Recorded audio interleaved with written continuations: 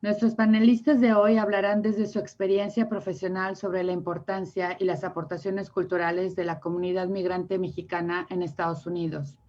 Hoy tengo el placer y el privilegio de moderar aquí con mi compañero Marco Cruz, presidente de esta comisión, quien además es gestor cultural binacional, miembro de la Unión de Poblanos en el Exterior e integrante del equipo organizador de la Feria de los Moles en Los Ángeles, California. ¿Cómo estás, Marco? Gracias, Betty. Muy bien. Para mí es un gusto poder compartir contigo esta tarea. Les quiero decir que mi compañera Betty, además de ser la tesorera de la Comisión de Arte y Cultura de Fuerza Migrante, es vicepresidenta de Mercadotecnia en Mexicanal, un gran aliado de la comunidad mexicana en Estados Unidos y un gran difusor de las actividades culturales de la comunidad. Betty, ¿qué te parece si comenzamos? Excelente. Vamos a dar inicio. Quiero presentar primero a don Jaime Lucero, quien es presidente de la Fuerza Migrante y quien nos dará unas palabras de bienvenida a los panelistas y a los integrantes de la comisión. Don Jaime, bienvenido. Adelante, por favor. Gracias, Betty. Saludos a todos y la verdad les agradecemos que se vayan sumando a este gran movimiento, una plataforma que tenga el importante componente de la cultura que ustedes desarrollan en sus áreas, y pues les deseo que tengamos un buen conversatorio y que llegue el mensaje a todos los que nos acompañan hoy. Gracias. Adelante. Muchas gracias, don Jaime. Ahora le vamos a dar la palabra a nuestro queridísimo Ricardo Seco, quien es el coordinador de Arte y Cultura de Fuerza Migrante y que nos hablará de las metas y objetivos de la comisión. Ricardo Seco es considerado uno de los diseñadores más influyentes de México y pionero en promover a México en la industria de la moda en el extranjero. Ricardo utiliza la moda para enviar mensajes de impacto que involucran el poder de los migrantes, de los mexicanos y de la cultura y la comunidad mexicana en sí. Bienvenido, Ricardo, ¿cómo estás? Por favor, adelante. Muchas gracias por la presentación y pues contento de poder compartir esta plática con todos ustedes, con gente que le agradezco mucho que se hayan unido, ¿no? Creo que no hay duda de la gran aportación cultural y artística de los migrantes mexicanos en Estados Unidos y de que solo unidos podemos multiplicar resultados y cambiar la narrativa de lo negativo a lo positivo, ¿no? Creo yo que hay mucho que hacer y tenemos una gran comisión que creo que puede ayudarnos a ir dignificando cada día lo que es ser un migrante. Antes que nada, quiero agradecer también a todas las personas que se han unido de alguna manera pues a esta comisión de arte y cultura y disciplinas creativas que buscan empoderar de alguna manera a la comunidad migrante a través de eventos culturales, talleres, campañas que van de la mano de la gran misión de Fuerza Migrante, ¿no? Siento yo que hay mucho talento en Estados Unidos mexicano que creo que puede ayudar mucho a esto y a fortalecerlo cada día más. Nuestra meta pues es generar estrategias poderosas para despertar el orgullo de nuestras raíces y nuestra cultura y de alguna manera no olvidar nuestra identidad y todo eso que nos hace ser únicos tanto dentro de México como fuera de México.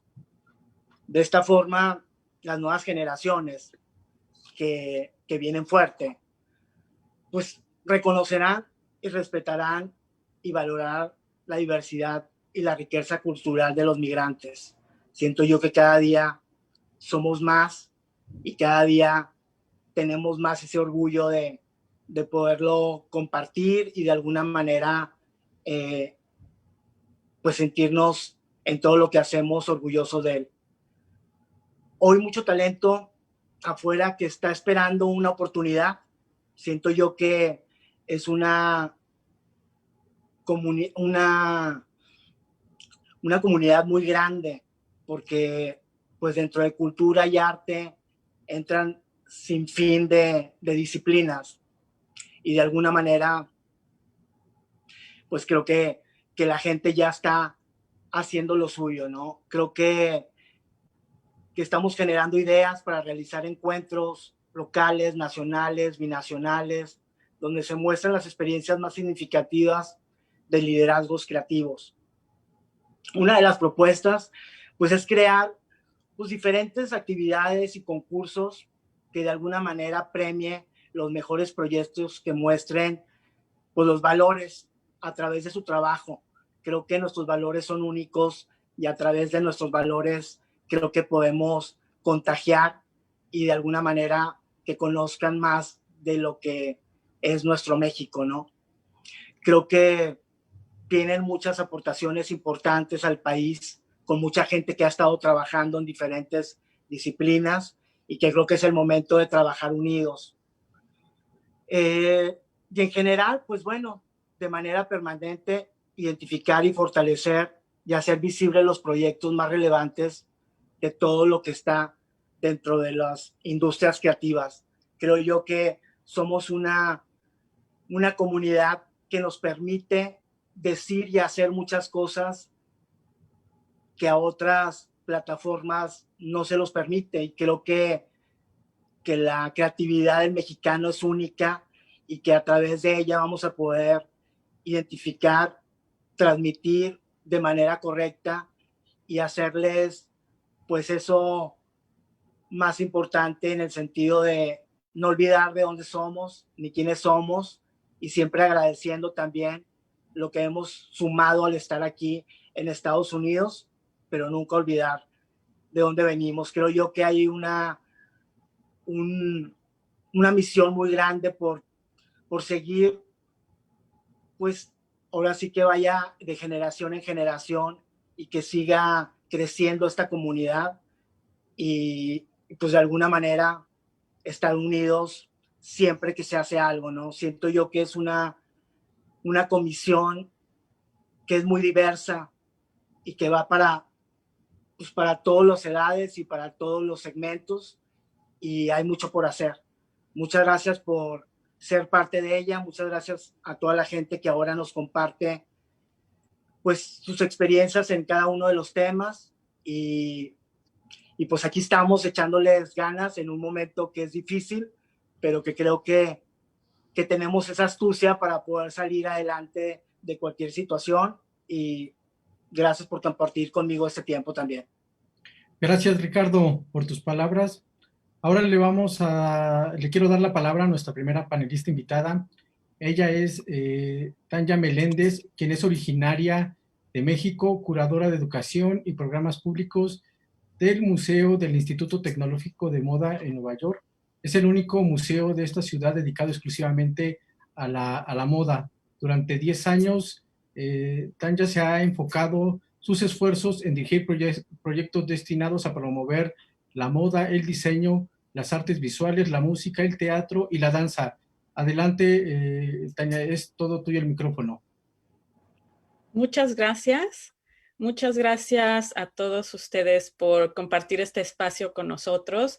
Gracias a Ricardo Seco por invitarme a formar parte de Fuerza Migrante y a don Jaime Lucero por ser la cabeza de esta organización.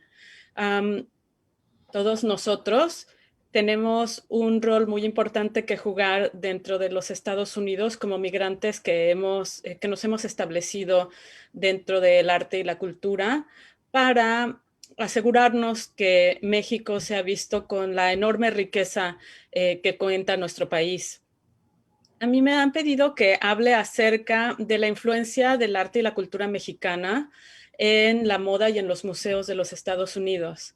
Este es un tema enorme porque nuestra influencia históricamente ha sido vastísima, comenzando por el hecho de que una gran parte de los Estados Unidos fue parte de la Nueva España y parte de México. Pues hay muchos aspectos de nuestra cultura que han formado parte de la cultura norteamericana desde su fundación. Y con el paso de los años tenemos festejos como el 5 de mayo, por ejemplo, que han adquirido mayor y mayor relevancia históricamente como una afirmación de la dignidad y del orgullo de ser de origen mexicano en los Estados Unidos, pero que con el paso de los años se ha convertido en una celebración que es conocida por todos los norteamericanos, aunque ellos no tengan muy claro a qué se refiere. Por otro lado, nuestra cultura, nuestras artes visuales han sido muy influyentes por casi 100 años. Han sido mostrados en diferentes museos de los Estados Unidos, y cuando doy estos años pienso en la fundación del Museo de Arte Moderno en Nueva York, por ejemplo, que una de sus primeras exposiciones fue dedicada al arte mexicano y fue una revisión de diferentes aspectos de la cultura mexicana, desde el arte prehispánico hasta el arte contemporáneo en esos tiempos, que fue en la década de los 40, y el gobierno mexicano, pero también migrantes mexicanos que estaban en los Estados Unidos en ese momento, tuvieron una gran influencia en los objetos que se mostraron en esa exposición, en la visión que se dio de la cultura mexicana, y esto fue en los años fundacionales del Museo de Arte Moderno en Nueva York. Y desde ese entonces ha habido una presencia constante del arte de nuestro país en los museos de Estados Unidos. Y bueno, cuando hablo de eso, pensemos en focos culturales como son Los Ángeles, como es Miami, como es Chicago, en donde contamos con museos donde se presenta el trabajo de nuestros artistas, en donde tenemos presencia de profesionales de museos como son curadores, como somos educadores. Yo soy una de las personas de educación en estos museos, personas que se dedican a montar exposiciones, y bueno, tenemos directores de origen mexicano en museos como el Museo del Barrio de la Ciudad de Nueva York. Tenemos mexicanos migrantes trabajando, por ejemplo, en la Fundación de Getty en Los Ángeles. En fin, es decir, muchos migrantes como nosotros están presentes en organizaciones culturales que tienen importancia dentro de los Estados Unidos, pero también a nivel internacional.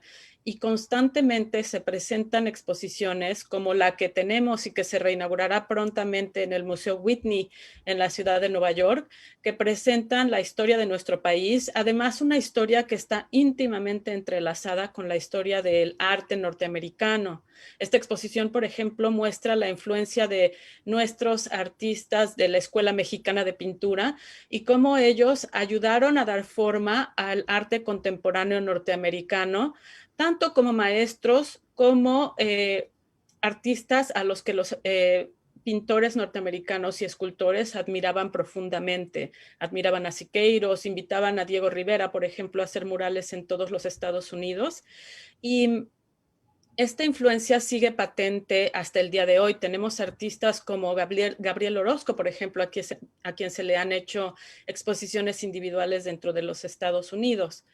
Pero además de toda esta influencia dentro de los museos en la alta cultura, también contamos con la enorme presencia de nuestras artes tradicionales, de los eventos que realizamos en las bibliotecas, en las escuelas, que es como una red que cubre a todo el país a través de todos nosotros los migrantes, en donde compartimos nuestras tradiciones, como es, por ejemplo, el Día de Muertos, que es un festejo que es ampliamente conocido el día de hoy en los Estados Unidos y que está profundamente ligado con nuestra historia, tanto prehispánica como colonial y contemporánea, y que es un arte vivo en nuestro país.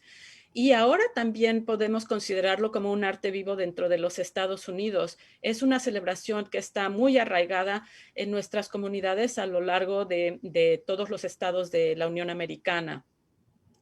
Y bueno, yo como especialista de un museo de moda, no puedo dejar de hablar de nuestros creadores mexicanos que históricamente han tenido presencia en los Estados Unidos. En la década de los 40, por ejemplo, Ramón Valdiosera presentó su trabajo y fue cubierto por grandes medios de moda en los Estados Unidos, y presentó colecciones en tiendas, pero también en espacios diplomáticos, y fue parte de nuestra participación en ferias artísticas y culturales en esa época. México y los Estados Unidos empezaron a tener una relación muy estrecha en términos de moda en la década de los 50 y los 60. Se fundó en México una rama del Fashion Group International que hacía que diseñadores mexicanos vinieran y presentaran su trabajo en Washington. Y actualmente tenemos a diversos diseñadores como Ricardo Seco, pero también, por ejemplo, Víctor Barragán, que tiene una gran presencia en medios norteamericanos, o tenemos a la marca Sánchez Kane, Bárbara Sánchez Kane, que aunque está basada en México, gran parte de su clientela se encuentra en los Estados Unidos. Y tenemos también a jóvenes que son hijos de migrantes que ahora están teniendo gran presencia en la moda norteamericana, como Brenda Equigua, que está basada en Los Ángeles y que hace sus colecciones inspirada en, por ejemplo, la Virgen de Guadalupe, en nuestros manteles que usamos en los manteles de plástico de muchos colores. Es decir, ella retoma la herencia cultural de sus padres y la convierte en símbolos de mexicanidad. Y bueno, está el diseñador mexicoamericano Rick Owens, cuya madre es originaria de Puebla, y él, una de sus colecciones más recientes en París, es un diseñador sumamente famoso, fue dedicada a la cultura y el arte mexicano. Y desde la cultura precolombina, su madre era de origen zapoteco y la colección, mixteco, la colección tiene elementos de arte mixteco y está actualmente a la venta en todo el mundo. Y bueno, este es un panorama muy general de la influencia que ha tenido el arte y la cultura mexicana, tanto de los migrantes como de los hijos de los migrantes en la moda y los museos en los Estados Unidos. Muchas gracias. Gracias a ti, Tania. Muchísimas gracias. Muy, muy ilustrativa y muy completa tus comentarios. Ahora vamos desde Nueva York hasta California con el doctor José Duarte, quien es presidente del Comité Mexicano Cívico Patriótico en Los Ángeles, California, y quien nos hablará sobre nuestra cultura popular, la gastronomía y la importancia de los eventos culturales para los migrantes y las comunidades. Adelante, doctor Duarte, bienvenido.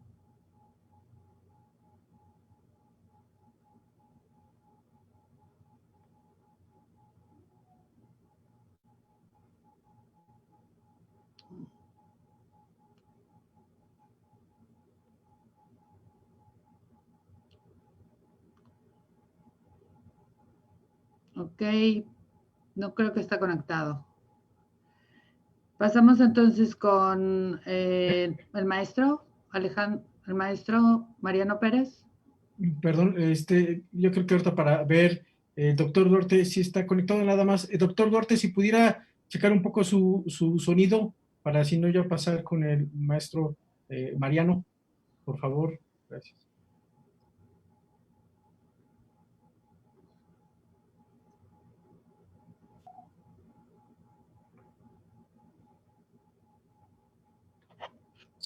Bueno, doctor Duarte, si quiere pasamos entonces, lo que checamos el tema de su sonido a la parte de México.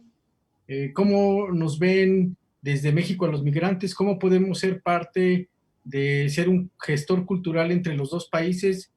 De eso nos va a hablar el maestro Alejandro Mariano, quien le agradecemos el haber aceptado esta invitación. Pues muchas gracias a Fuerza Migrante. Para mí es una grata sorpresa conocer a esta poderosa organización que tiene en sus manos el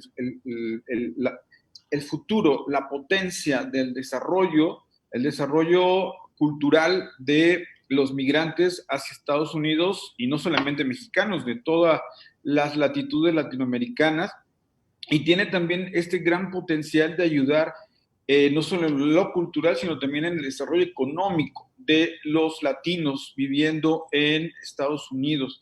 Me parece fundamental y agradezco mucho la oportunidad a mi estimado amigo Marco Antonio y a Fuerza Migrante el poder conversar un poco de la experiencia que tenemos en 28 años de gestión cultural en México y en los últimos, digamos, 4 o 5 años en Estados Unidos también, Los Ángeles, San Francisco, en Nueva York, algunas cosas.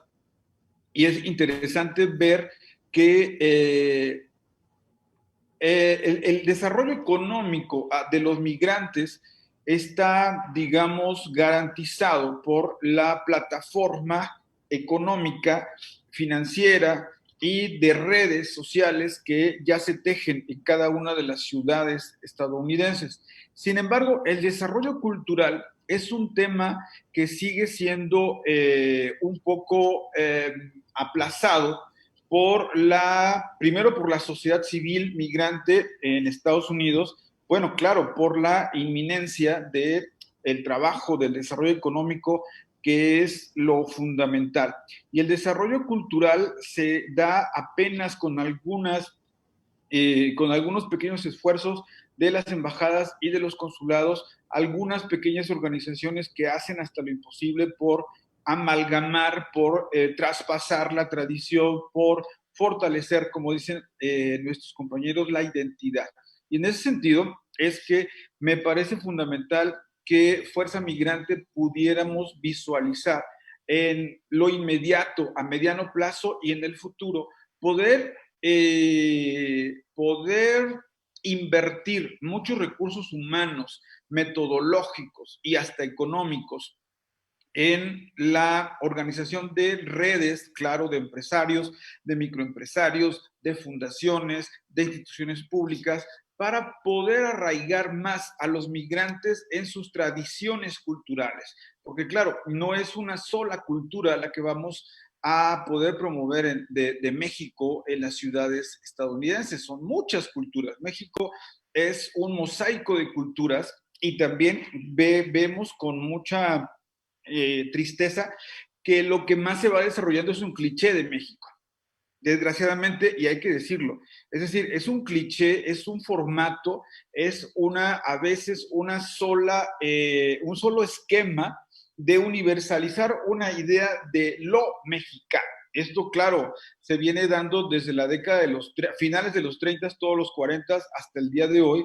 cuando hay una infinidad de culturas, de cosmogonías, de saberes, de ciencias y tecnologías de 3 milenios de evolución, porque recordemos que México es la quinta civilización autónoma más importante del mundo, después de la India, de China, de Egipto y Mesopotamia. La quinta civilización autónoma que no retoma códigos de ningún otro pueblo es la mesoamericana. Y en 3000 años hemos podido evolucionar desde una filosofía, matemáticas, astronomía, digamos, botánica, medicina tradicional, filosofías, por supuesto, literaturas, por supuesto, entendimiento de la naturaleza. Y en ese sentido es que a mí me gustaría hacer mucho hincapié en que las embajadas y los consulados están rebasados por la demanda de trámite administrativo, que apenas si se dan tiempo de hacer un mini programa cultural, claro, salvo honrosas excepciones de las embajadas más grandes de Estados Unidos, ¿no?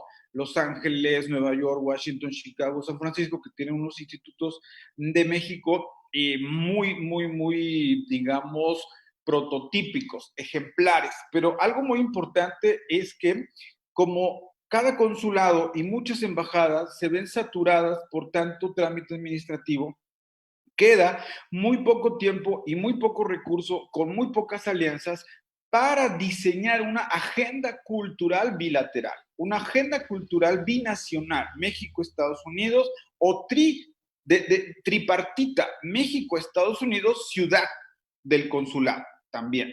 Porque luego no sabemos en dónde estamos viviendo, trabajando los 365 días al año en esta ciudad americana. Y en ese sentido es que si hablamos de una gestión cultural binacional, tenemos que hablar, por supuesto, de conceptos como qué es lo que vamos a gestionar. Y no solamente el recurso económico, vamos a gestionar el desarrollo cultural de nuestros paisanos, de la gente latina, el desarrollo cultural entendiéndose como la capacidad de los niños, adolescentes, adultos, ancianos, para poder elegir un estilo de vida, para poder elegir satisfactores espirituales, aunque la palabra de repente me parece muy ambiciosa, satisfactores intelectuales, emocionales, consumos culturales también. Y en ese sentido, también esto nos lleva a otros conceptos como la identidad, por supuesto. No hay una gestión cultural binacional si en el primer nivel no ponemos la palabra identidad. Y la identidad tiene que ver con un infinito muy profundo, que es desde la lengua, el idioma, la gastronomía, el mito, la tradición. Se extraña un platillo como se extraña a un pariente, o incluso hasta más que a un pariente, se extraña a un platillo, ¿no? Entonces, es interesante ver cómo en la gestión cultural binacional podemos empezar a trabajar por lo menos 6 grandes áreas. Uno, que sería, claro, la gestión de la cultura, ¿verdad? Patrimonios, cultura, tradiciones, pero la otra también sería las bellas artes. Las bellas artes en Estados Unidos, las bellas artes en México, las bellas artes posmodernas, ¿verdad? Y algo bien interesante, la convivencia, que en eso creo que somos fortísimos en Estados Unidos. La convivencia en espacios públicos de, pues, toda la, digamos, los grupos migrantes de diferentes pertenencias. Eso no es poca cosa. Tenemos que luchar porque se conviva más en el espacio público, que se apropien de la ciudad, que se sientan ciudadanos de la ciudad, no, digamos, agentes externos. No, no, no, que se arraiguen. También que penetre la cultura de su país de origen. Por otro lado, que se produzca cultura nueva, porque la cultura no es solamente antigua. Lo que ellos están viviendo, nuestros paisanos migrantes, lo que viven todos los días, que sea motivo para crear arte, para crear nuevas tradiciones. Es interesante cuando digo nuevas tradiciones porque Estados Unidos es el país donde la tradición no es lo antiguo. En Estados Unidos es el país donde la tradición es lo nuevo. Es el país donde su tradición es festejar la innovación, a diferencia de México, donde la tradición se remonta a 3 milenios. Hay una gran diferencia. Estados Unidos tiene una fecha de inicio, 1770 y tantos, ¿verdad? Georgetown, Carolina. Y entonces, ¿qué hacemos? Que hay una gran diferencia en esta gestión cultural. La gestión cultural estadounidense es la innovación. La gestión cultural mexicana es la tradición centenaria, milenaria, patrimonial. Pero también sería un orgullo poder decir con nuestros proyectos de gestión cultural tenemos más Gabriel Orozcos, tenemos más, ¿cómo se llamaría? Gabriel Camarena, el gran tenor que ha triunfado en todos los teatros estadounidenses. Tenemos más pintores, cantantes, escultores, literatos que hacen una literatura nueva del migrante con su idioma, con su jerga, con sus sueños, ¿no? Eso es la nueva gestión cultural. Claro, la cultura no lo es todo. También otra línea de gestión cultural sería el entrenamiento económico. Hay que traspasar metodologías empresariales, mercadológicas, branding, etcétera, etcétera, de todo lo que se haga para apuntalar, por supuesto, la línea económica, ¿no?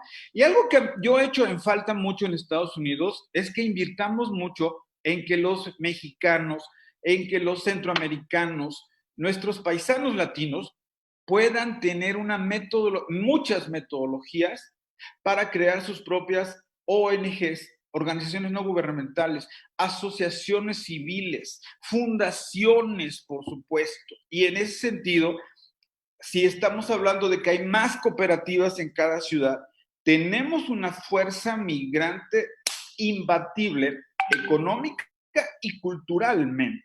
Entonces, es interesante, por supuesto, que la gestión cultural pueda apoyarse en diferentes estratos que hay para obtener fondos también.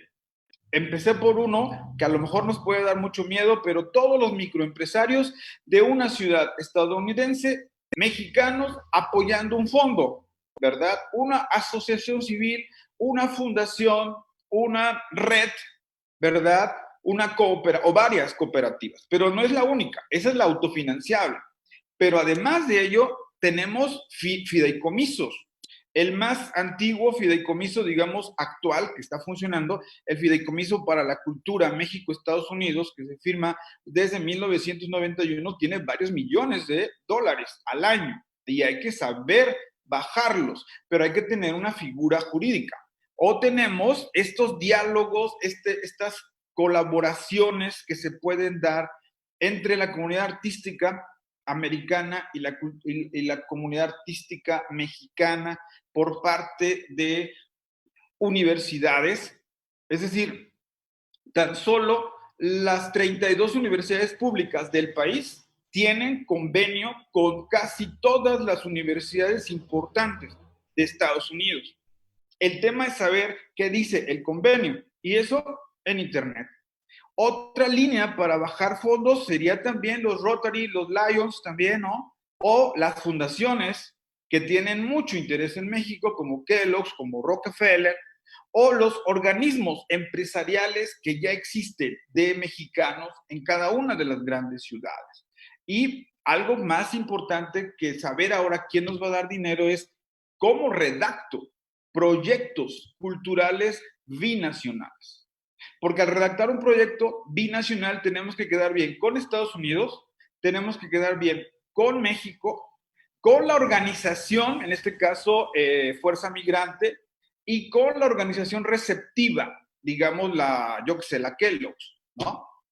En ese sentido hay que enseñarnos a redactar los grandes proyectos binacionales que son un poco más complejos que los proyectos locales. Y entonces termino ya diciendo que realmente para Estados Unidos, México es tan importante que tiene una gran cantidad de programas operando de México hacia Estados Unidos en la embajada. Por ejemplo, Jóvenes en Acción, Diplomacia Deportiva, consejos juveniles en México, programas de liderazgo de visitantes internacionales, el Young Leader of the Americas, ¿verdad? Y en ese sentido, hay una gran cantidad de recursos estadounidenses destinados a apoyar a México, pero que se nos dispersan por la falta de un centro de recursos intelectuales, metodológicos, humanos, para apoyar a la fuerza migrante en cada una de estas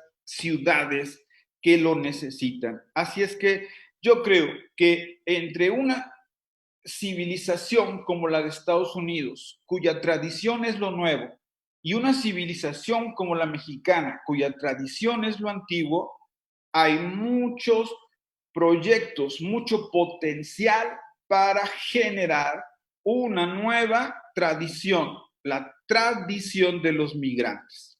Muchas gracias. Muchas gracias, maestro Alejandro.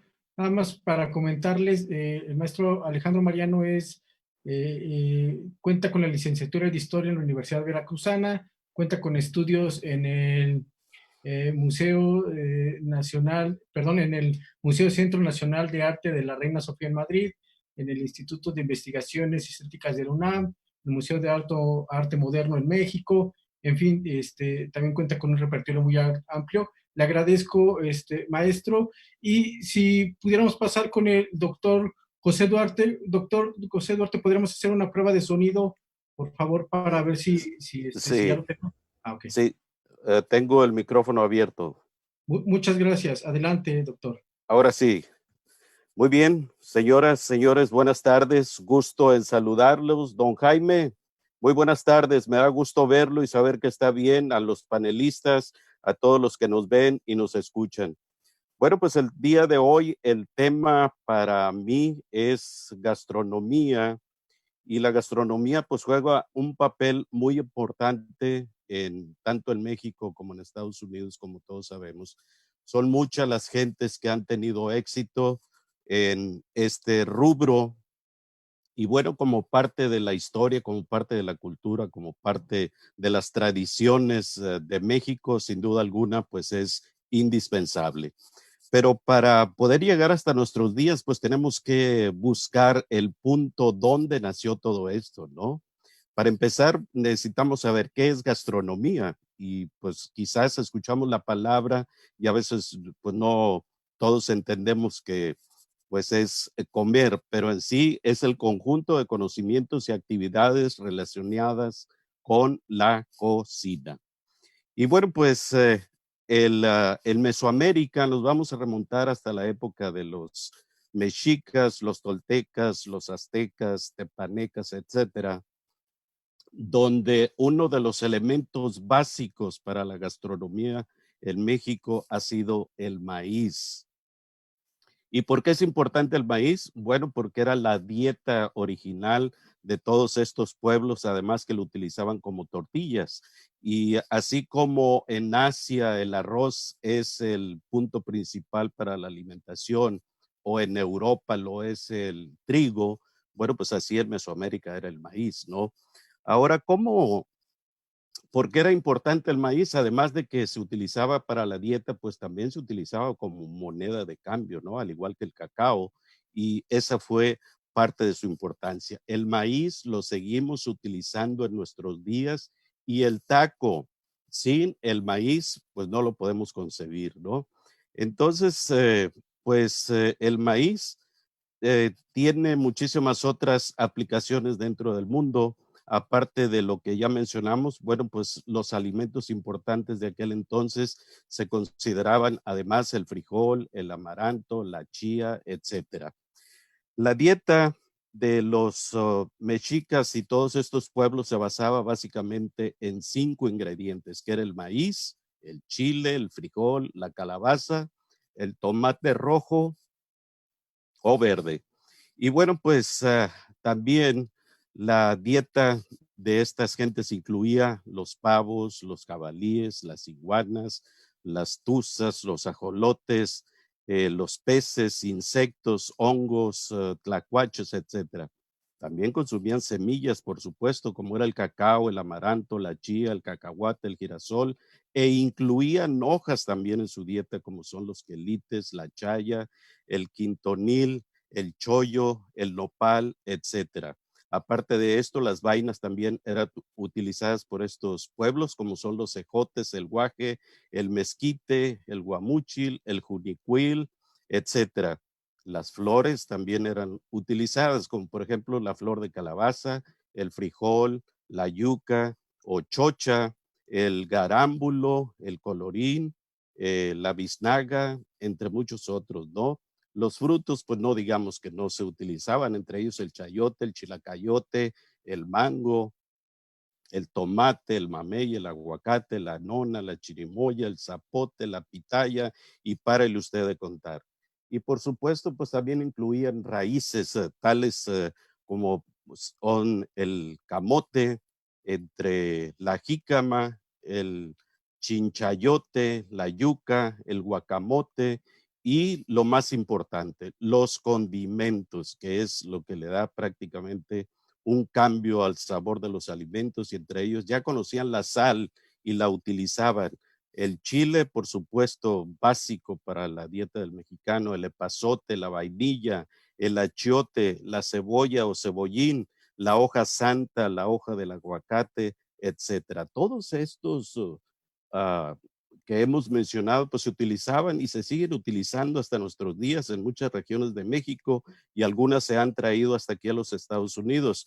Y bueno, pues los mexicas le daban al alimento un carácter divino y lo ofrendaban a los dioses, como se sigue haciendo en la actualidad. Ya mencionaron en 2 ocasiones el Día de los Muertos, y bueno, pues precisamente ahí en los altares se siguen ofreciendo parte de estos alimentos. Así lo demuestran varios códices, como es el códice mendocino y el florentino, donde hay imágenes que muestran estas ofrendas que hacían los contemporáneos de aquel entonces. Bueno, pues con la llegada de los españoles, pues se introdujeron algunos otros materiales, y entre ellos ingredientes europeos, ingredientes asiáticos, mediterráneos, africanos, etcétera.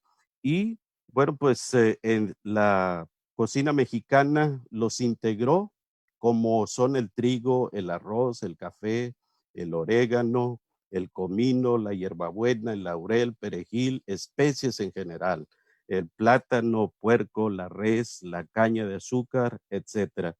Si recuerdan ustedes, pues Cristóbal Colón en sus viajes, la intención pues era encontrar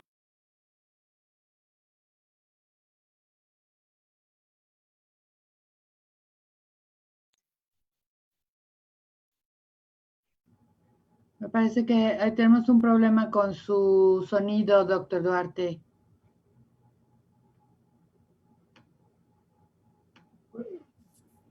Pues bueno, ¿sí? Sí, adelante, doctor. Adelante, doctor.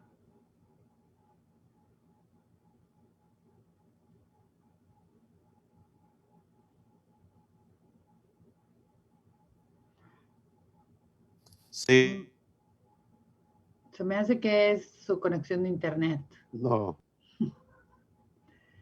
Es que está usted muy lejos, está hasta Los Ángeles. Y debe ser el internet del doctor. Sí.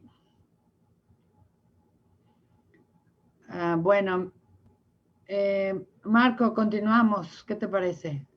Claro, sí, pues pasamos a la parte de preguntas. Compañeros, los micrófonos están abiertos para sus preguntas, para generar precisamente pues, una especie de discusión, de debate respecto a las participaciones. En cuanto chequemos la situación del doctor Duarte, a lo mejor nos pueda comentar algo más, pero adelante, los micrófonos están abiertos, compañeros, con sus participaciones.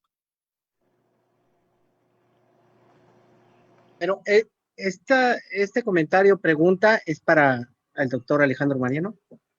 En la comunidad latina hay muchas asociaciones que se dedican a promover la cultura, a rescatar los valores, pero siempre con los recursos de uno, que hace kermeses, diferentes maneras de fondeo.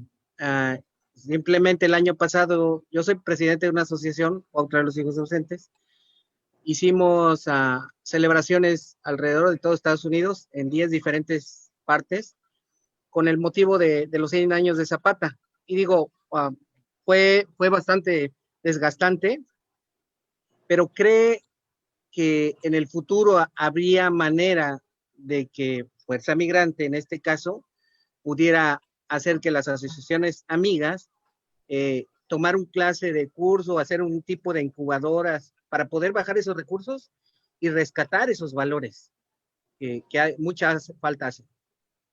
Sí, claro, yo creo que su pregunta es muy pertinente porque yo creo que una agrupación como Fuerza Migrante tiene una principal línea en volver sustentable, sostenible cualquier esfuerzo de los migrantes organizados, ¿no? O sea, independientemente del contenido de la organización migrante, cultural, económica, ecológica, lo que quiera, política incluso, lo interesante es volverlos autofinanciables, volverlos sostenibles. Al principio es muy, muy difícil porque desconocemos una metodología. Y yo les recomendaría a toda organización independiente que quiera obtener recursos para sus finalidades, para sus metas al año, primero es eso, tener un plan estructurado, no por evento. Ese es un autoboicot. No podemos trabajar por evento, porque siempre nos come el tiempo. Y en ese sentido necesitamos trabajar por programa anual, del 1 de diciembre al 1 de enero al 31 de diciembre. Tenemos que elaborar un programa anual si queremos ser serios y no ser ocurrentes y hacer ocurrencias. De repente ya llega la semana que entra el 5 de mayo, ya quiero hacer yo una party o yo qué sé, ¿no? Y entonces dices, no, así no funciona. Tenemos que ser serios en programar anualmente. Lo segundo, y además termino con esto, segundo es tener muy claro los 4 mercados de dinero que tenemos a la mano. Primero, el dinero de gobierno. Gobierno federal americano, gobierno federal mexicano, gobierno de la ciudad donde vamos a trabajar, por ejemplo, ¿no? El segundo mercado de dinero sería la empresa privada. La empresa privada ¿Cómo la vamos a convencer? No planteando nuestras necesidades primero, sino este proyecto, ¿cómo le conviene a esa empresa privada? Tenemos que hablar su idioma, más allá del inglés, el idioma económico de esa empresa, porque la empresa lo primero que va a preguntar, ¿y a mí por qué me conviene apoyarte? Tenemos que llegar preparados para que la empresa apoye el proyecto, hablando su idioma, ¿no? Tercero, sería las alianzas hacia los costados, al mismo nivel. Es decir, amigos, compadres, actores, actrices, cantantes, músicos, que tenemos que ponerle dinero a su aportación. Tenemos que ponerle número a su aportación, para que al momento de presentar el proyecto, nosotros llegamos con un proyecto que ya conseguimos el 40 o el 60%, porque a nadie le gusta apoyar un proyecto que le vayamos a pedir el 100% de dinero. Entonces, ¿cuánto cuesta la mano de obra de las señoras que van a cocinar? ¿Cuánto cuesta la cantada? ¿Cuánto cuesta el sonido? ¿Cuánto cuesta incluso la gasolina de la camioneta? Los tiempos invertidos profesionales. Pues todo eso se hace y dice, nosotros ya conseguimos tantos miles de dólares, pero necesitamos tantos miles repartidos entre 3, ustedes y otros 4.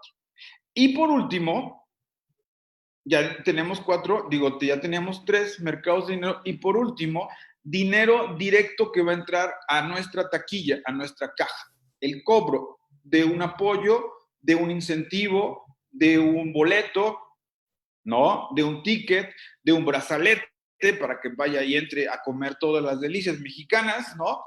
Órale, aquí son $100, pero están totalmente cubiertos todas las bebidas no alcohólicas y alimentos, ¿no? No grasosos.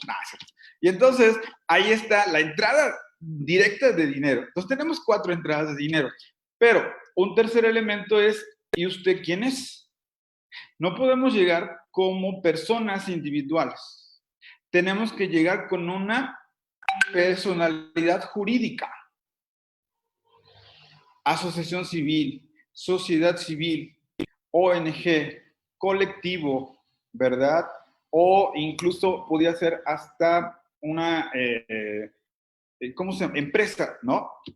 AC, ¿no? O ¿cómo se llama? Bueno, la personalidad jurídica te la tiene que dar un notario público, con escrituras de notario público. Y entonces ya no nos vamos a desgastar luchando una persona por cada una persona, aunque seamos líderes de opinión en nuestra área. Somos al final una individualidad. Si queremos negociar con una institución, tenemos que llegar como institución. Gracias. Sí, perdón, Marco, a lo que yo me refería es, todo lo que nos dijo está bien, lo hicimos, o sea, fue una planeación de 2 años antes. Okay. O sea, no fue de un día para otro, ya llegamos y yo soy Juan Camarino. Es una non-profit, como bien lo dijo, 3 de los puntos sí los hicimos. Uno no, el bajar los recursos de los gobiernos, eso no lo sabemos, y eso es a lo que yo me refería yo. Si usted tuviera una estructura, algo que nos enseñara para poder llegar a esos. O sea, lo demás ya, así como se lo digo, no soy el único. Habemos cientos de asociaciones que así como yo, así estamos. Yo creo que aquí está la oportunidad que Fuerza Migrante nos organice para hacer un curso y transmitir estas metodologías y al mismo tiempo directorios, ¿no? O sea, en la Unión Americana, ¿dónde están los fondos, no? O incluso en la República Mexicana, ¿dónde están los fondos? Y yo creo que valdría la pena financiar ese gran esfuerzo. Muchas gracias. Adelante, Ricardo Seco, ¿quieres hacer una pregunta? Hola, espérame. ¿Sí se oye? ¿Sí se escucha? Sí. Era prácticamente con lo que terminó Alejandro. Siento yo que yo también sé que existe todo esto y también sé que dentro de lo creativo luego no tenemos esa parte administrativa y de negocio que nos permite hacer o bajar esos fondos de la forma adecuada. Creo que siempre nos quedamos a la mitad porque porque bueno, hasta el momento yo no he tenido a alguien que me ayude también cuando he tenido esas ideas y lo he tenido que financiar todo yo. Y siento yo que es muy importante esa parte, porque creo que pues es la manera correcta, es la manera que uno aprende más, porque siento yo que siempre tiene que ir la parte económica con la otra parte para poder seguir avanzando, trascendiendo y que no sean proyectos de una satisfacción inmediata, ¿no? Sino de una plenitud que vayan continuando. Y mi pregunta era si él da esta asesoría para bajar estos fondos o cómo se podría lograr hacer eso. Sí, por supuesto, muchas gracias. Yo tengo en esto 28 años, desde el 92, empecé de 3 años. No, es cierto. Y entonces, desde hace 28 años, desde Tehuacán, Puebla, de Oaxaca, luego me fui a Madrid a estudiar esto de empresa cultural y gestión cultural al Ortega y Gasset, y luego de ahí me pasé a la Universidad del País Vasco, a Bilbao, y en Jalapa me vine a vivir en el 2002 y llevo 18 años haciéndolo. Incluso fui como una especie de ministro de Cultura del estado de Veracruz durante varios años y logramos fondear muchos proyectos. Actualmente tengo una escuela, es una universidad privada, la mía, que se llama Realia, Instituto Universitario para la Cultura y las Artes, y tenemos una maestría donde enseñamos esto precisamente, a bajar fondos, a planificar estratégicamente todo proyecto, programa y a vivir de esto. O sea, porque no nos podemos quedar como en la mentalidad de que somos Madre Teresa de Calcuta. Tiene que generar dinero. ¿Por qué? No porque seamos bancos. Lo nuestro no es reproducir el dinero. Necesitamos que se reproduzca el dinero para que se reproduzcan los proyectos y que además nos paguen los sueldos. Tener una asociación civil implica que yo gano $20,000, por lo menos, al año o al trimestre, ¿no? Y en ese sentido decir, claro, pero no va a ocurrir, querido Oscar, si no lo planteamos por escrito y no le ponemos estrategia y no lo logramos nunca. No sé si me explico. Y en ese sentido es que si lo tenemos claro, que tenemos que tener un sueldo anual, va a ocurrir. Pero si no, seguiremos en la mentalidad de ser Madres Teresas de Calcuta de la cultura migrante. Si yo puedo decir algo. Adelante, adelante. Creo que otra de las funciones que podría tener Fuerza Migrante en los Estados Unidos es ser una organización que hace regranting. Entonces, hay organizaciones en los Estados Unidos, pensemos en el estado de Nueva York, que es donde estoy yo basada. En Nueva York está el New York State Council for the Arts, que es dinero del gobierno del estado de Nueva York que está asignado para proyectos que se realicen en todo el estado. Pero parte de la manera en la que NISCA distribuye el dinero es a través de otras organizaciones que están más enfocadas. Y entonces, Fuerza Migrante podría aplicar para ser un regranting institution que da estímulos a migrantes que están basados en la ciudad de Nueva York. Y entonces la organización se vuelve un vehículo para que las organizaciones de migrantes culturales que necesitan acceso a fondos estatales, para quienes tal vez es muy complicado para ellos complicar a NISCA porque son muchos documentos en inglés y NISCA tal vez no tenga la capacidad de recepción también de todos estos proyectos. Entonces, Fuerza Migrante puede funcionar como un facilitador para que los migrantes apliquen a estos apoyos destinados a promover la cultura migrante.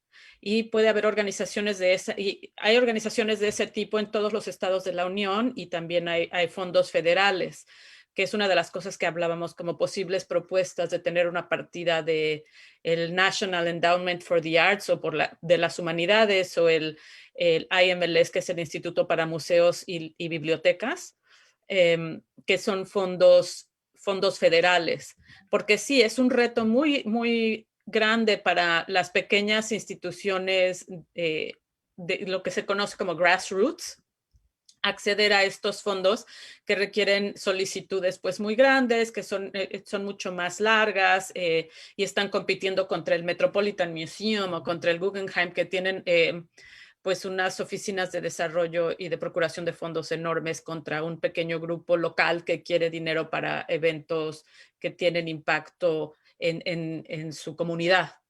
Esa podría ser una función de nuestra organización. Claro. Muchísimas Perdón, gracias. perdón. Pero no. Sí. Me gustaría darle la palabra a don Jaime y a don Jaime Lucero, y luego regresamos contigo, Oscar. Muchas gracias. Perdón. Sí, me da gusto que haya esta discusión, porque a muchos de ustedes, desde Nueva York a Los Ángeles, intermedios, los hemos acompañado durante los pasados 30 años en apoyarlos, pero no hay dinero que alcance, ¿sí? Cuando se trata de apoyos de esa manera. Lo que estaba diciendo el maestro Alejandro Mariano es muy importante, lo mismo que Tania, aportan ese elemento, ¿no? Fuerza Migrante se formalizó, algunos de ustedes nos acompañaron aquí en Nueva York el pasado 11 de diciembre.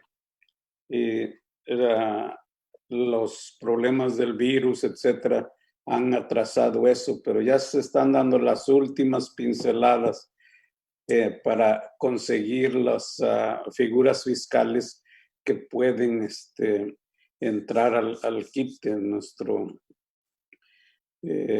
querido amigo Ricardo Seco ha dado muestras de mucho también interés, impulso y también generosidad. Y yo pienso que muy pronto les podemos dotar de eso, pero hay que ir cerrando el grupo, porque no es todo tener las not for profit y las fundaciones, ambas vienen ya, espero que pronto, sino tener también los que están haciendo las propuestas, que es tan importante que las haya. Entonces, sí, entre ustedes hay información que nos puede facilitar. Eso se está haciendo aquí en Estados Unidos, maestro Mariano. México, para mí, pues es un tema que no manejamos muy bien, pero también queremos hacer el intento de impulsar todo esto. Entonces, yo veo y de verdad me siento orgulloso. He participado con la mayoría de ustedes en sus eventos y siento esa necesidad apremiante. Y yo de mi parte estoy haciendo eso ya en estos, y espero que otra vez que sea muy pronto para poderles decir, ahora sí podemos utilizar la información que ustedes tienen, hacer esos grupos, saber quiénes son los mejores en escribir propuestas para darle seguimiento en este caso, a cultura. Es todo. Gracias. Muchas gracias, don Jaime.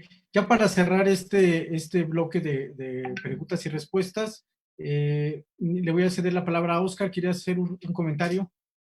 No, ya lo dijo el jefe. Todo lo dijo el jefe. Le iba a preguntar precisamente eso. Bueno, es un proyecto muy interesante que de verdad creo que nos va a ayudar a todos, tanto a los que organizan los eventos como a los que los apoyamos. En este caso, como decía Jaime, la compañía para la que yo trabajo, y Margarita Gaitán, que nos está aquí acompañando, tiene algo que nos quiere comunicar al respecto. Pero me parece que estás en mute, Margarita. Ahora sí, ya. Hola, muy buenas tardes. Agradezco infinitamente a Gilda y a Fuerza Migrante por esta invitación y por este espacio en estos conversatorios. Me encanta escuchar el tema cultural. Soy educadora del censo de la organización HANAC. Es una organización que entre 150 organizaciones en Nueva York fue seleccionada para hacer el trabajo de educación y sensibilización frente al censo, la importancia del censo. Lo veo que algunos de ustedes están en México y otros aquí en Nueva York, no sé en qué otras partes, pero el mensaje que traigo el día de hoy es un mensaje de invitación a la comunidad hispana para que llene el censo. Ya no nos queda sino hasta el 30 de septiembre para que todos los que vivimos en los Estados Unidos, sin importar el estatus migratorio, seamos contados. Digamos que para nadie es un secreto que hay mucho temor en las personas en nuestra comunidad migrante y quienes no tienen documentos, el temor de que esa información sea compartida. Pero tratamos de poner un ejemplo y es que cuando vamos a abrir una cuenta en Facebook o en una red social, damos sin preocupación nuestro nombre, nuestro teléfono, nuestra dirección y si tenemos o no pareja. Pues el censo es tan importante, se hace cada 10 años y no tiene sino 10 preguntas. Es un censo informativo para ver cuántas personas estamos residiendo en los Estados Unidos y de eso depende la asignación de los recursos. Y uno de los recursos quizás más importantes es el tema que hoy les ocupa a ustedes, que es el tema de la cultura. Para los inmigrantes y en este momento de la pandemia, pues es cuando más nos damos cuenta que es un sector muy frágil, porque como ustedes lo mencionan, lamentablemente el sector cultural no tiene ese músculo financiero y tiene un montón de talentos, pero no la capacidad o la fuerza para poder hacer esa búsqueda de recursos. Y es un tema que nos ocupa ahora en Nueva York. También hago parte de una alianza que se llama Latinos Sí Podemos, y es una alianza entre la oficina del alcalde para pequeños negocios, para mujeres inmigrantes también, los consulados al que pertenezco, el consulado de Nueva York, los consulados de México, su consulado, el consulado de Ecuador, Perú, República Dominicana, y en esta alianza uno de los temas que más nos preocupa es cómo poder llegarle a ese sector cultural aquí en los Estados Unidos, en Nueva York, porque sabemos que está muy afectado,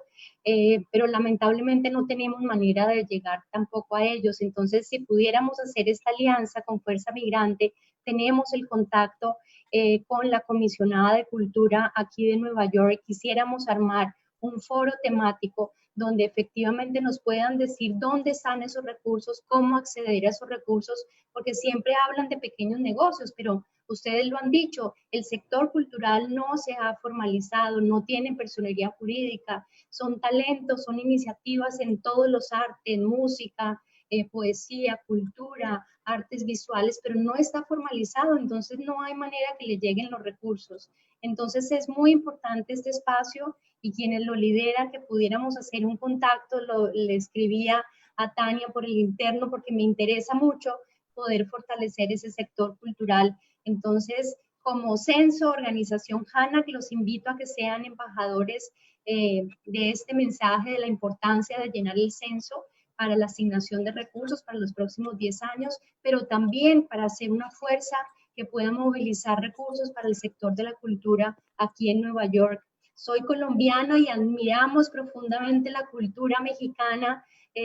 Yo creo que lo que estaba diciendo el profesor José Duarte, de todo el conocimiento tradicional que ustedes tienen, las plantas milenarias, su cultura, el Día de los Muertos, ustedes tienen un mundo de posibilidades y realmente los colombianos vamos detrás de ustedes siempre, pero creo que pudiéramos hacer una alianza interesante y poder construir realmente un camino en este momento de pandemia. No es más, agradezco mucho este espacio y esperamos que a través de Hilda podamos seguir en comunicación. Gracias nuevamente. Gracias, Margarita. Sí, pues todos somos migrantes, colombianos, mexicanos, una facha, una raza. Tenemos una pregunta para el doctor Duarte, que la tecnología no nos está ayudando desde Los Ángeles. Doctor Duarte, platícanos un poquito cómo ha sido para usted el reto y los éxitos que ha tenido y que ha tenido durante muchos años con los desfiles que organizan. ¿Cómo ha sido ese esfuerzo para mantener estos eventos y estas iniciativas en California? Muy bien, espero que ahora sí se puede escuchar bien. Sí, lo escuchamos perfecto. Ok. Bien, la cuestión de, fíjense ustedes, desde la época de la Revolución Mexicana, ya por 1910, muchos mexicanos se vinieron a vivir a Estados Unidos precisamente por esa razón. Y dentro de esos, la cultura empezó a florecer aquí en Estados Unidos en muchos aspectos. Y en el cultural, en este sentido, para hacer lo cívico y patriótico de México, pues se inició con el 5 de mayo. Allá por 1926 surge precisamente una organización ferrocarrilera que pretendía hacer esta celebración y posteriormente se funda el Comité Mexicano Cívico Patriótico en 1931 para dar continuidad a las fiestas históricas de México. Y bueno, pues una de ellas es sin duda la independencia. Y desde el año de 1933 se ha estado dando la ceremonia del grito aquí en la ciudad de Los Ángeles por parte del Comité Mexicano, trabajando junto con el consulado y junto con la ciudad de Los Ángeles. El desfile es precisamente el desborde de las fiestas patrias en el buen sentido cívico, no de la comida, no de la fiesta del mariachi, etcétera. Eso surgió después, pero en un principio la fecha cívica pues era muy honorable, ¿no? Para conmemorar precisamente el inicio de la independencia por Miguel Hidalgo. Las comunidades mexicanas empezaron a formar a partir de los años 70 aquí en Los Ángeles, ya como congregaciones en sí, y una de las primeras fue Zacatecas. Entonces, a partir de ahí se empezaron a juntar con el comité para dar la cabida a todos los jóvenes y todas las tradiciones que traían desde México. Y así fue como se fue incorporando la comunidad básicamente para este desfile de la independencia, que desafortunadamente para este año pues no se pudo hacer. Ya sabemos por qué, ¿no? Pero nuestro desfile nació en el año de 1946 y se ha hecho ininterrumpidamente excepto este año. ¿Y cómo se involucra la comunidad? Bueno, pues la intención principal es involucrar a los niños para que no pierdan su cultura, para que sepan, conozcan sus tradiciones, conozcan su historia y el legado que los que nos antepasaron, pues siga vigente hasta nuestros días. Y esa es básicamente la intención que tenemos con este desfile y que esperamos que para el próximo año se pueda hacer, y donde el tema será, si se hacen los Juegos Olímpicos, va a ser los deportes. Entonces seguimos con esa, estamos enlazados con Fuerza Migrante para trabajar junto con México, Nueva York, Los Ángeles y poder hacer un evento binacional. Perfecto. Muchísimas gracias. De verdad que un ejemplo a seguir lo que están haciendo en Los Ángeles. Oscar, tenías otra pregunta, pero ya estamos para cerrar. Antes de que te dé la palabra, te quiero presentar porque no te presentamos. Entonces, si me permites. No, ¿a quién tengo que presentar? A Felipe. Ya me equivoqué. Sí, perdón. Felipe, ¿dónde estás? Aquí estás. Felipe, que está aquí acompañándonos en medio de la lluvia. Bueno, te damos la bienvenida. Felipe es el promotor de la cultura oaxaqueña aquí en Nueva York. Él es el secretario de la Comisión de Arte y Cultura de Fuerza Migrante, maestro de danza folclórica, director del Ballet Folclórico de Pukinsky y coordinador de la Guelaguetza en Pukinsky, Nueva York. Hola, ¿qué tal a todos? Espero que se escuche bien y si no me dicen para ser breve. No, se oye bien. ¿Se escucha bien? Ok, excelente. Saludos a todos. Es un placer para mí participar en este conversatorio, ya que es muy importante. Quiero hacer algunas menciones respecto a nuestra cultura mexicana, en lo que hemos escuchado. Hemos escuchado del arte contemporáneo, el arte moderno, la comida, que es muy importante, que ahorita ha explotado demasiado aquí en la ciudad de Nueva York. Hemos visto bastantes carritos que traen la cultura, las comidas de los pueblos, pero yo les voy a hablar de los festivales mexicanos. Puedo decir que vengo organizando la Guelaguetza desde más de 11 años, lo cual ha funcionado muy bien. Ha sido un puente para las diversas comunidades, los anglosajona. Tenemos personas participando de diferentes países bailando Guelaguetza, bailando el folclore mexicano, y creo que es muy importante que comencemos a ver esos caminos que nos lleven a ese puente, no solamente con las comunidades que tenemos aquí, sino con nuestras mismas comunidades en México, para poder traer más de la riqueza cultural que tenemos y la que se nos ha heredado a nosotros. No es fácil, como todos lo saben, y el tema muy importante que dio el señor gestor cultural es algo que sería increíble que volvamos a tocar en un momento, ya que siempre se necesitan unos fiscales para poder hacer estos festivales. La cultura mexicana nos está ayudando bastante en, obviamente, buscar ese puente, cruzar, ¿no? Esa barrera que desafortunadamente nos separa de nuestros hermanos de otras nacionalidades, y se ha comprobado aquí en Nueva York a través de la Guelaguetza que se puede, y cómo lo hemos hecho a través de la cultura.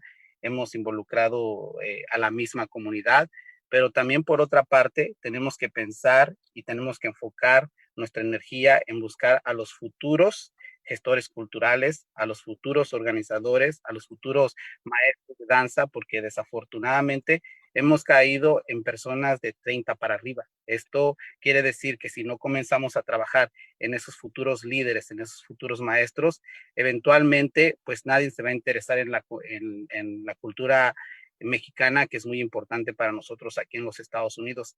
La invitación es para todos, para que hagamos algo, para que busquemos esos muchachos, esas muchachas que nos van a ayudar a continuar con el trabajo que estamos haciendo todos nosotros. Ricardo, ¿tú querías comentar algo? Pues nada, yo quería agradecer a todos. Se me hace también muy importante lo que acaba de decir Felipe. Y al doctor José Duarte, que me llamó mucho la atención de todo lo que nos platicó de la importancia del maíz, porque precisamente y casualmente Tania prepara un libro acerca de este tema y mi siguiente colección está inspirada en el maíz. Entonces lo vi como una buena casualidad. Gracias por compartir lo que ha dicho, y siento que vienen cosas buenas, y creo yo que el maíz es el que ha unido a América siempre, y siento que es algo que se tiene que compartir y seguir diciendo, ¿no? Y muchas gracias por la aportación del doctor José Duarte. Oh, gracias a ustedes. Bueno, muchísimas gracias por acompañarnos. Me gustaría mandar un saludo ya para pasarle la voz a mi compañera Betty para cerrar este conversatorio. Quisiera mandar saludos a la gente que se conectó vía Facebook y que nos mandaron sus comentarios. Muchísimas gracias. Igualmente, agradecer la participación del compañero Óscar Hernández, también miembro de la Comisión ya de Asuntos Culturales. Muchísimas gracias. Pues muchísimas gracias a todos por acompañarnos. Creo que se nos fue muy rápido el tiempo. La verdad nos hizo falta tiempo para hablar más. Todos los ponentes muy, muy interesantes. Y bueno, esperamos que les haya sido de interés a ustedes también, y que no sea la última vez que contamos con su presencia para esto. Gracias, Betty, gracias, Marco, y gracias a todos. Gracias, buenas tardes, pásenla bien. Estén muy bien, cuídense. Buen fin de semana. Gracias. Gracias. Casi. Adiós. Bye. Bye.